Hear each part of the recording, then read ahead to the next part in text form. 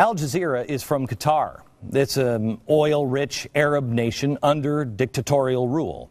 After the Crown Prince of Qatar overthrew his father in a coup, one of his first moves was to shut down the BBC's new Middle Eastern bureau. Why? Well, because the BBC planned to do a documentary exposing executions under Sharia law. That wasn't the kind of network they wanted to fund. So Al Jazeera was born. It was born out of the love and respect for Sharia law. Certainly not our Constitution or the freedom of man. And in fact, they have always been anti-American, and that has really never gone away. In the aftermath of 9/11, Al Jazeera was obtaining and airing terror tapes directly from terrorists and protecting their identities. Normally, concealing a source is a time-honored tradition in the media, but when your source is responsible for thousands of murders, there's nothing honorable about protecting them.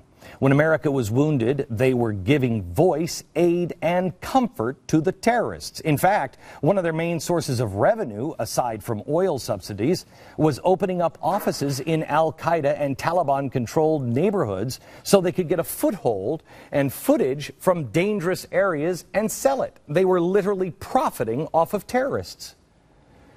That's why some of their offices were damaged during strikes on Al-Qaeda hangouts, because they were hanging out with Al-Qaeda.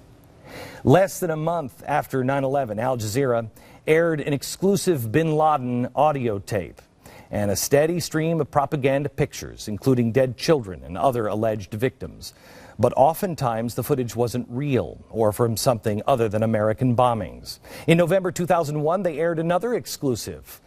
Al Jazeera decided they wanted to feature bin Laden's young sons wielding AK-47s. The day after Christmas, 2001, another bin Laden tape aired in which he praised terrorism efforts against the U.S. They aired footage of a 22-year-old American being beheaded. Was it only a horrible thing to air, it wasn't even real. They have consistently aired footage of American hostages being held against their will by terrorists threatening to behead them. This is not a network with opposing views. Al Jazeera is as close to the enemy of the state as any media can get. And quite honestly, in today's America, that's pretty hard to beat.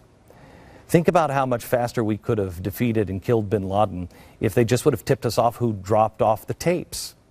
That's how we eventually got him, through a courier. Al Jazeera was the closest thing we had a lead on to bin Laden, and instead of helping us, they helped him. They chose to spread his propaganda. The question that you have to ask is, why would a network do this? Why? We know GE, they're selling wind turbines. Why Al Jazeera? Go back to their birth certificate. They are interested in the promotion and protection of Sharia law. In over a decade, they haven't changed, and the evidence of this is quite stark. In fact, let me give you the latest, what happened in their Egyptian bureau during the recent violence. TheBlaze showed the violence and the killing of the Coptic Christians to you just last night. However, Al Jazeera had a different spin. The Egyptian bureau of Al Jazeera all walked out because their global corporate brass told them to slant their coverage to favor the Muslim Brotherhood.